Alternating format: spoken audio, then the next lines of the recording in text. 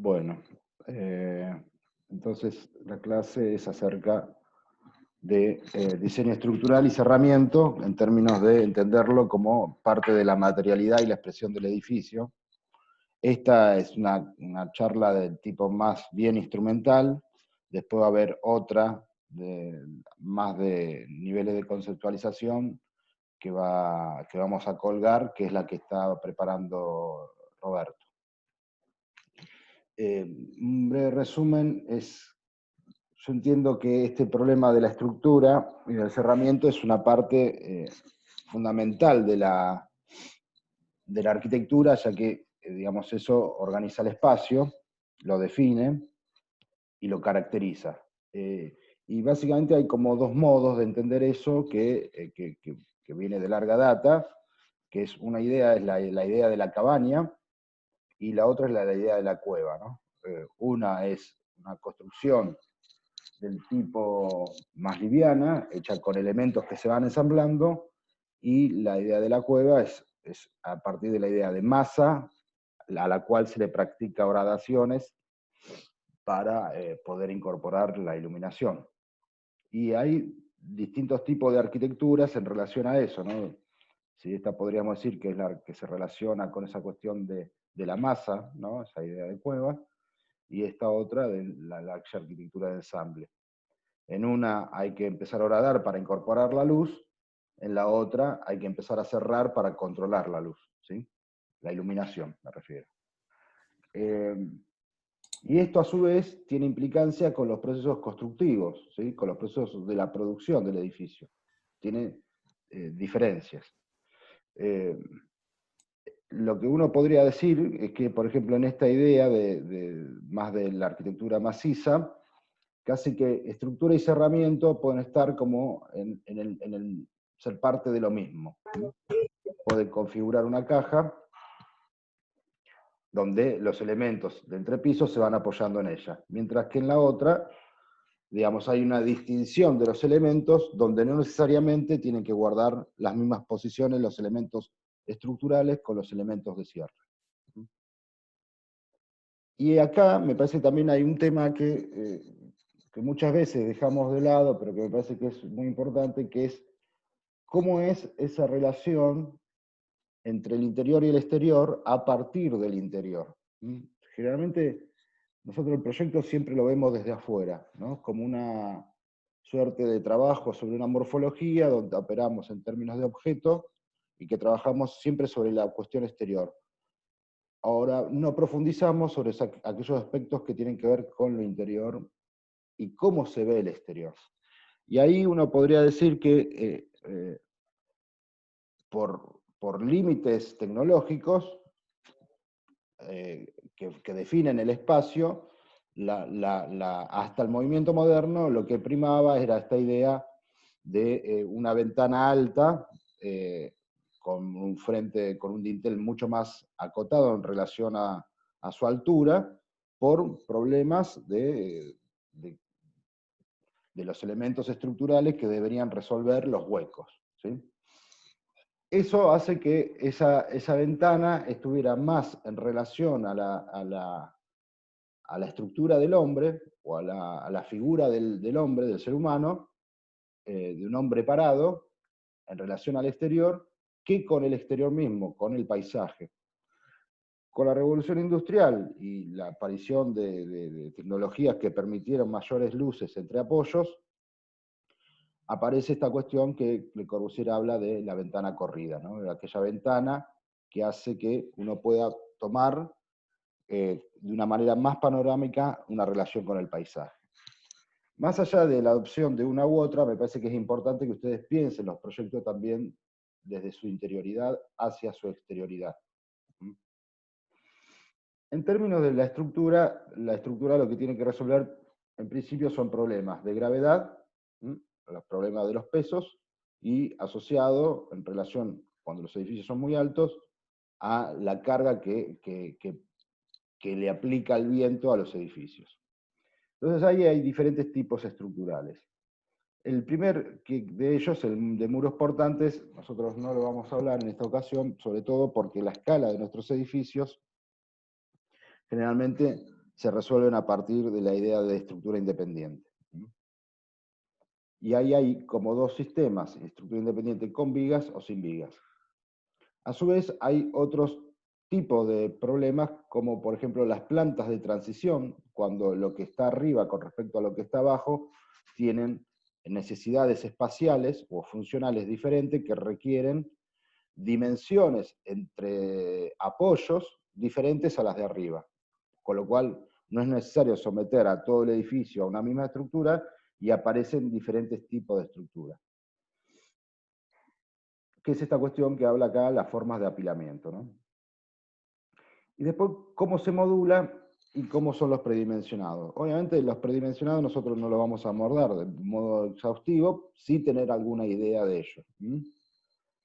Con respecto a los criterios modulares, me parece que el tema a revisar es la relación entre el módulo espacial y el módulo estructural, que no necesariamente tienen que ser el mismo. Puede haber que un módulo espacial sea de 3×4, por ejemplo, pero el módulo estructural es sumar esos dos módulos en un módulo de 6×4, por ejemplo, o la incorporación de un balcón, o diferentes formas. Ahí yo creo que en relación a los proyectos que ustedes están realizando, hay cierto grado de esquematismo con respecto a las posibilidades que tiene la estructura en relación a la organización del espacio.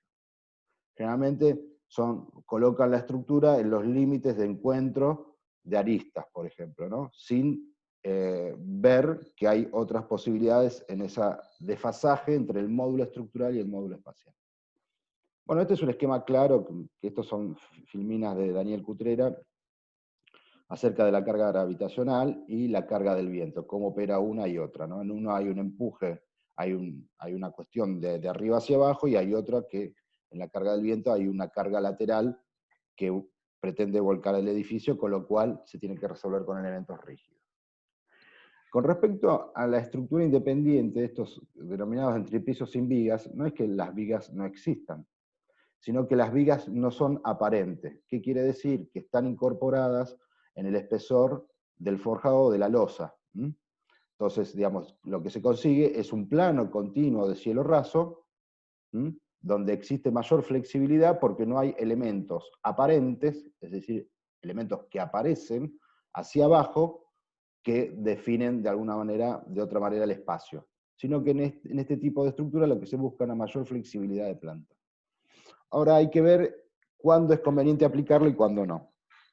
Las características de esto implica que uno tiene que resolver esas vigas, que empiezan a ser más anchas que altas, con lo cual en relación a la inercia que ustedes estudiaron, por ejemplo, en estructuras 3, el elemento funciona mejor si fuera más alto que ancho, porque tiene más inercia.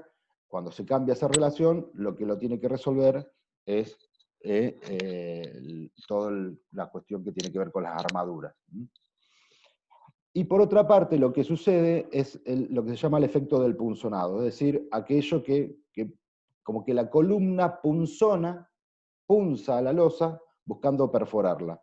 Entonces se conforman estos nudos alrededor de la columna donde o tiene mayor espesor el hormigón o tiene mayor hierro, mayor cantidad de hierro. Cuando ustedes ven aquí en este dibujo, por ejemplo, el tema de que aparece como que la columna no está en el mismo borde, ¿sí? Hay una distancia acá, no está en el filo de la columna como en esta, es porque, claro, acá en este borde también se origina otra viga de este tipo. Entonces, sí, para que no aparezca un diente hacia abajo. Ahora, cuando aparece en esta que está en el borde, acá no vas a poder tener media viga, sino que la viga ya es aparente. Bien. El anterior, perdón, generalmente este espesor se resuelve alrededor de entre 25 y 30 centímetros, y hay diferentes maneras de resolverlo, ahora los vamos a ver. El espesor de la losa. En las estructuras independientes, pero con vigas, es decir, con vigas aparentes, es decir, que la viga se manifiesta y aparece hacia abajo, empieza a tener relevancia la altura. Y la altura de la viga va a estar en relación a la distancia entre apoyos. Ustedes saben más o menos que la luz es, para un predimensionado rápido, es la luz dividido 10. Así que si tenés 6 metros, hay una viga que baja 60 centímetros. Ahora, ¿cuál es la importancia de tener un sistema u otro? Ya hablamos de la flexibilidad de tener, por ejemplo, un cielorraso continuo, sobre todo cuando hay o cuestiones espaciales que buscamos para que eso sea así, para que, por ejemplo, la carpintería lleguen hasta el cielorraso, o porque hay interferencia con las instalaciones que requieren mayor flexibilidad de movimientos, entonces se va a ese sistema, hace esos sistemas. Eso, por un lado, en términos productivos, tiene la ventaja de que es mucho más rápido, porque obviamente solamente hay un nivel de posición del entablonado, pero los elementos estructurales están trabajando de alguna manera de forma más ineficiente, en términos de la inercia. Cuando tenés situaciones que hay muchas particiones, como por ejemplo esta planta, uno puede recurrir, por ejemplo, a este tipo de entrepisos con vigas, porque como voy a tener muros, por ejemplo en estos puntos, tranquilamente uno podría decir, bueno, aquí baja una viga y después el resto de los apoyos, imagino esta estructura y voy de aquí hasta aquí. Apaguen los micrófonos, chicos, por favor. Bien.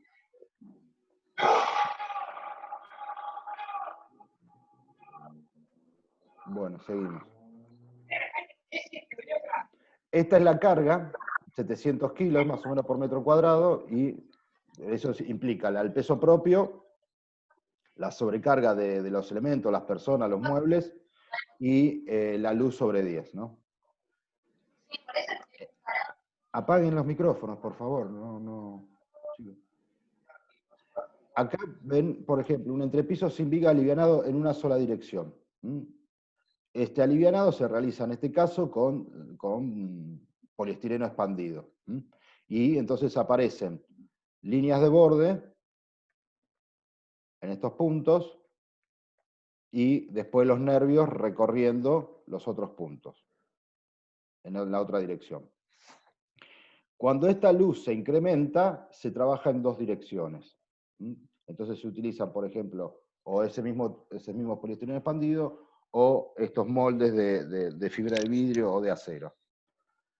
Trabaja por nervios, es como configurar vigas en estas líneas, ¿sí? Ahora bien, también hay otros sistemas, como por ejemplo esto que ustedes quizás conozcan como sistema Prenova, pero Prenova es una marca. En realidad se trabaja con vigas losas de doble armadura. La armadura superior absorbe los esfuerzos de compresión y la inferior lo de tracción. La cuestión es darle altura a esa losa y llenarla de aire para las partes que no trabajan ni a tracción ni a compresión. Entonces, en este caso se ponen estas pelotas de plástico, entonces se puede llenar de forma continua. También existen losas macizas, ¿sí? Que andan en estos casos estamos hablando que andan alrededor de los 25 centímetros hacia arriba. También hay casos de losas macizas, doblemente armadas, o sea, sin alivianar, y lo que buscan esas losas son mayor rigidez. Porque esto puede tener algún tipo de deformación, este tipo de sistemas, que después implica algún tipo de fisuras en paredes, etc. Esto era lo que hablábamos con respecto a los criterios de apilamiento. Digamos, como distintas situaciones de necesidades espaciales requieren una estructura para un punto, pero que, por ejemplo, que cuando llegan a cocheras o cuando llegan a planta baja o porque tienen paquetes de diferentes dimensiones, requieren estructuras diferentes. Entonces, por ejemplo, aparecen los pórticos, que aquí ustedes ven que el dato es la distancia que tiene que tener, la altura que tiene que tener la viga, ¿no? Que es esta H. Entonces esto empieza a resolver, por ejemplo, la carga, sobre todo para resolver la carga en estos dos puntos, ¿sí? Para liberar de estas dos columnas.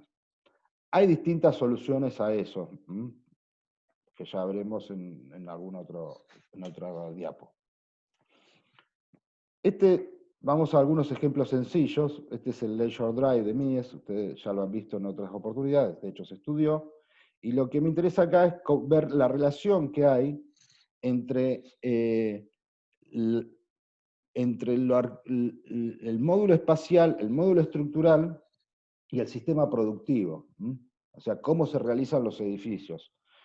Aquí, o sea, que hay una relación entre la estructura y el cerramiento. En este caso, por ejemplo, utiliza un muro cortina, ¿sí? O sea, es un muro que va por fuera de la estructura y que permite una resolución rápida. Esto, a su vez, resuelve cuestiones que tienen que ver con el puente térmico, etc. Pero el cerramiento está por afuera. Entonces, me interesaría que ustedes empiecen a ver la sistematización de la estructura, ¿no? Cómo se ordena la estructura en relación, por un lado, a los espacios, ¿sí? Aquí ven con el correlato entre el módulo estructural y el módulo espacial, y los cerramientos. Por ejemplo, fíjense cómo está modulado en relación a los mullions de carpintería de ese frente integral, con soluciones particulares en la esquina. Esto que ven en el medio es una viga más de refuerzo, estos puntos. ¿Por qué? Porque se hacen con encofrados metálicos perdidos, después se llenan de hormigón y no requieren apuntalamiento, ¿sí? Son de acero. Acá ustedes ven la carpintería y me interesa rescatar en este punto, por ejemplo, cómo es que se mantiene a eje, aquí ve estos elementos, ¿sí? En relación al módulo al módulo espacial y al módulo estructural, pero que obviamente el elemento estructural tiene una interferencia diferente, con lo cual empieza a comer parte de la carpintería. Mies tiene esta solución.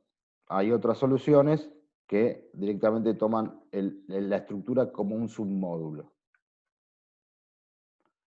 La solución de esquina, acá ustedes ven cómo, bueno, tuvo que recubrir las estructuras de acero por cuestiones de incendio con hormigón, y cómo llega el cerramiento a filo exterior, ¿sí? En la posición más lejana, casi sin, como la idea de una arquitectura superficial, plana, ¿no? De reflejos, para que no genere ningún tipo de sombra ni ningún tipo de interferencia con, por ejemplo, el viento o el agua. Entonces todo se resuelve a filo exterior, ya sea en planta, ¿sí? O en corte, ¿sí? Vean la posición de los elementos. Y obviamente las soluciones particulares de los elementos cuando llegan a la esquina. Es decir, que cada una de estas piezas pueden ser, hay que prestar atención al diseño fino de la parte. Y que tiene un correlato con el deseo que tiene el arquitecto acerca de su relación entre lo interior y lo exterior. Cómo es desde esa interioridad, cómo se observa el mundo. Entonces aquí ven que no hay elementos que interrumpan el cielo raso, sino que la carpintería va de piso a techo, y el cielo raso no presenta, digamos, la idea de caja. No es que ahora aparece algún elemento aquí abajo que lo que hace es volver a configurar la caja, sino lo que busca es justamente todo lo contrario, generar grado de libertad.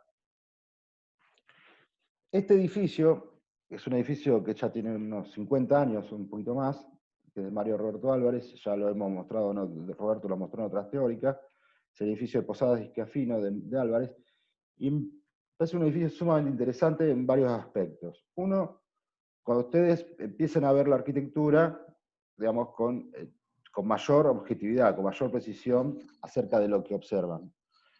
Entonces podemos empezar a ver cómo es la relación del edificio cuando llega al suelo, la relación del edificio cuando llega a la azotea, ¿sí? Cómo resuelve las cubiertas, las áreas complementarias. Hay cierto retraimiento entre la línea de fachada principal y la posterior. Y después, si prestamos un poco de atención, ustedes van a ver que podemos identificar los elementos estructurales que se manifiestan, no están ocultos, ¿sí? Que podría ser una solución que estuvieran ocultos. En este caso, Álvarez decide manifestarlo para entender que esto es estructura y esto es cerramiento, ¿sí? Tanto esta ventana como este muro, ya sea opaco o transparente, pero es cerramiento. Aparte porque entiende que tienen naturalezas materiales diferentes, comportamientos materiales diferentes que hacen que si uno quisiera que eso fuera todo como un solo muro, tendría que recurrir a algún tipo de tecnología por el tema de contracciones, fisuras, etc. Entonces, lo que hace es decir, esta es la estructura, estos son los huesos del edificio y esto es el relleno. Y nosotros vamos a pedir detalles constructivos, por ejemplo, ¿no? Entonces, me parece que el detalle constructivo no debería ser un elemento de diseño, no un cumplimiento de una pauta, y porque aquí reside gran parte de la belleza de la arquitectura, ¿sí? En la resolución de los detalles. Entonces, vean, por ejemplo, la continuidad de la losa hacia el exterior, cómo baja esta baranda para transformarse casi en un parasol, ¿sí? La baranda tiene un diseño que por una parte utiliza una trama metálica, pero por otro lado suelta un pasamano, cómo incorpora cortinas, y la posición de la estructura en relación al cerramiento. En este punto está la estructura, en este punto está el cerramiento. Y esta línea punteada es la línea punteada que aparece acá de este elemento que es el cajón. Ahí ustedes tendrían que trabajar con toda esa serie de elementos, con las luces, las sombras, las diferentes materialidades, lo que es opaco, lo que es transparente. Y lo que busca Álvarez es este tipo de espacio diáfano, ¿no? Esta continuidad entre el interior y el exterior, la carpintería hasta arriba, y estar despegado de su cerramiento. Entonces, un acercamiento a las resoluciones de cubierta. Digamos, el edificio tiene muchos años, pertenece a la línea de la arquitectura moderna, nadie está diciendo que lo que hay que hacer es esto, lo que estamos diciendo es presten atención a cómo llegan los edificios al suelo, cómo llegan los cuerpos medios y cómo llegan sus resoluciones en las plantas superiores. No terminan a ras. Así como está arriba, como es abajo. Si en las plantas superiores veíamos que el cerramiento pasaba por delante de la estructura, en las plantas inferiores lo que hace Álvarez es retraer el cerramiento, es decir, lo pasa del otro lado de la estructura para generar este tipo de recoba, un ensanchamiento de la vereda, es decir, esos límites entre lo espacial y lo estructural, que es fluctuante. ¿Dónde ubico el cerramiento? Acá también pueden ver estas cuestiones que mencionaba de estructura y relleno, ¿no? Este otro edificio es Libertador 4440, que es hermano, primo del Panedile, que está cerca del terreno de Buenos Aires, tienen la misma tipología. Y lo que me interesa ver en este edificio es, por ejemplo, busca una expresión a partir del apilamiento de losas. Las líneas que organizan el proyecto son estas vigas, ¿sí? Y esas son las que mandan. El resto vuelve a ser relleno, de diferentes formas, opacos y negros, para que predomine la línea horizontal blanca, después aparecen las partes acristaladas, con sus distintos niveles de dinteles, antepechos, ¿sí? Hay una cantidad de líneas que solo pueden ser resueltas a partir de que ustedes las proyecten en 2 dimensiones. Preferentemente en 2 dimensiones que en 3 dimensiones. En este proyecto lo que cuentan los arquitectos es que encontraron un sistema junto con la constructora de unos encofrados deslizantes, ¿sí? Que si prestan atención, acá aparece una viga, que es esta viga de acá. Esperen un segundo. Y esa línea es la que después retoma donde va a ubicar las persianas, ¿sí? En esos 20 centímetros, 30 centímetros que baja la viga. Y esta viga tiene que aparecer para resolver el voladizo del balcón. Por eso aparece. Pero fíjense la cantidad de elementos que tiene que resolver el proyecto, ¿no? Y esta es la interioridad. Esa viga invertida ahora aparece en el interior, ¿sí? Y genera algún tipo de muro corrido casi a la altura de una mesa, con que le agregue solamente una baranda, consigue una posible apertura de carpinterías protegidas ya a 1 metro de altura. También en esta imagen de la derecha pueden ver cómo es esas plantas de transiciones, que decimos, de aquí para arriba, resuelve una estructura de balcones y apoyos que llegan hasta el suelo, que arman esta planta baja con un semicubierto para generar un hall en toda esta altura. Es decir, una serie de cuestiones que van asociadas entre los aspectos estructurales con los aspectos que tienen que ver con los espaciales. Esto es Forum Alcorta de Solsona. Y acá lo que pueden ver es que, por ejemplo, hay como si hubiera dos fachadas diferentes. Las laterales son como una grilla estructural donde se observa y se pone de manifiesto esa grilla estructural, que es esa blanca, y hacia el paisaje hay un curtain wall, un muro cortina de vidrio, donde la estructura no está a la vista. Y entonces ustedes en planta pueden ver que estos son los elementos estructurales laterales, que arman esa grilla. Los elementos estructurales en este lado quedan internos, y la carpintería está en relación a esa modulación. Y pasa por afuera. Obviamente tiene que resolverse con entrepisos en vigas, porque por acá no va a estar bajando una viga en este punto, sino generaría algún tipo de torpeza en su relación con el cerramiento, de la estructura con el cerramiento. Cuando la torre empieza a ganar hacia arriba ese chanfle que veíamos recién, esta parte más inclinada, lo que hacen es generar una estructura. Fíjense que esta es la losa de piso, ¿sí? Y acá esto queda en doble altura. Pero esa estructura, esa carpintería, muy importante, necesita una subestructura metálica por detrás para sostenerla.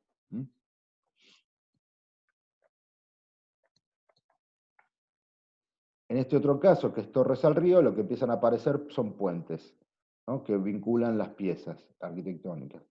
Y asociado, obviamente, esto como ya la trama estructural empieza a mostrar de alguna manera la configuración, la expresión del edificio.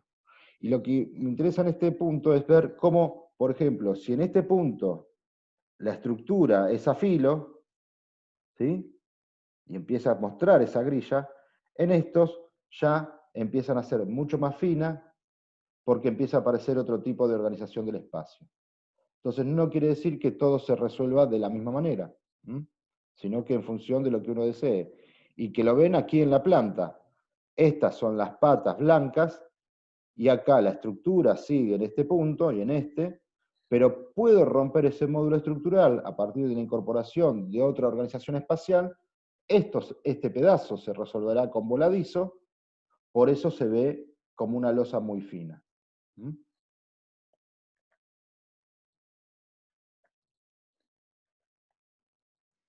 Las Torres Mulieris, también de Solsona, si en el otro había una combinación entre una trama y la configuración de losas horizontales, acá lo que predomina es la organización vertical de los elementos estructurales que definen la expresión del edificio, y que viene dado por esta serie de columnas, ¿sí?, que están puestas en la fachada. Es casi como un doble tubo. Un tubo resuelve el núcleo de ascensores y escaleras, y otra perimetral donde se resuelve prácticamente el cerramiento. Ahora, esto está a filo en el área de dormitorios, pero por ejemplo en las áreas de los estares, la estructura se retrae un poco, para que el cerramiento se vea de arriba a abajo como un muro cortina. Esto mismo también lo pueden ver en este proyecto de Mariani de aquí de la costa. Recomiendo que vayan a ver la arquitectura propia, en el Mar del Plata, que la hay, y uno puede ver, por ejemplo, la disposición de estos elementos estructurales separados del cerramiento, porque lo que buscan los arquitectos es envolver el edificio como en un celofán, ¿no? Como un paquete, un muro cortina de vidrio, con lo cual el cerramiento está por afuera de la estructura. Y hay una separación, hay un fuelle para resolverlo, para que los elementos del cerramiento pasen de arriba hacia abajo sin problema. Más allá de la modulación, que está bastante organizado de este edificio, digamos, después empiezan a haber algunas interferencias con áreas de balcones, ¿sí? Entonces fíjese casi que la idea de baranda prácticamente desaparece, para manifestarse el plano horizontal por sobre la trama del cerramiento vidriado.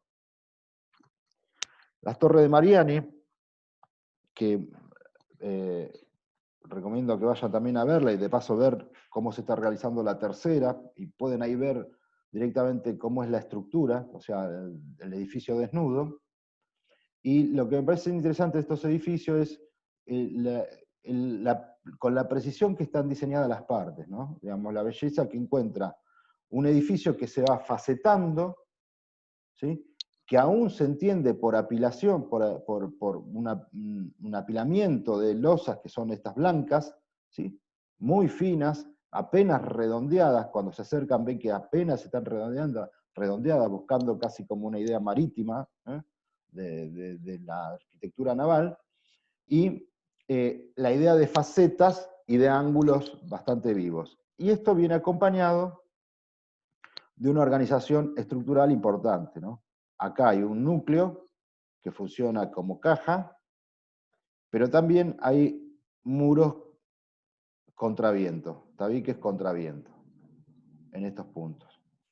Y después hay una serie de columnas para terminar de resolver cuando las luces son más grandes hacia los extremos. Y acá ven, por ejemplo, cómo está este muro, este tabique, contraviento. Entonces, cuando los edificios tienen bastante altura, es muy común que aparezcan estos elementos que lo que buscan es rigidizar ante el vuelco del edificio. De nuevo, la importancia de pensar el edificio también desde el interior hacia el exterior. Digamos, ¿cuál es la idea que tiene el arquitecto acerca de que, por ejemplo, que el paisaje se meta dentro de esa interioridad? Entonces, es de arriba hacia abajo, de piso hacia techo, hay un fluir del espacio por la continuidad de los elementos horizontales y con carpinterías que van de piso a techo, sin interferencia de los elementos estructurales. Este edificio está hecho con losas macizas, ¿sí? Losas macizas de 22 centímetros de espesor, doblemente armadas, ¿sí? Entonces las vigas no son vigas aparentes, vigas del cuelgue, ¿no? Que le permiten conseguir este tipo de relación entre el espacio y el paisaje. Este otro de Solsona, que es el conjunto Procrear, acá hay como una idea de masa horadada, ¿no? Digamos, la idea es empezar a trabajar como un monomaterial que empieza a organizar la morfología del edificio, la idea de un solo color, y es la sombra, la luz y la sombra lo que hace que diferencia a partir de esa penetración de las luces y la sombra los huecos, que se manifiesta la diferencia en la morfología del edificio. No recurre a otros materiales, sino recurre a la luz y a la sombra para manifestar esas diferencias. Y ustedes ven que las plantas tienen de nuevo un núcleo central, ¿sí? Y 4 puntos, que son estos 4 puntos que aparecen en planta baja,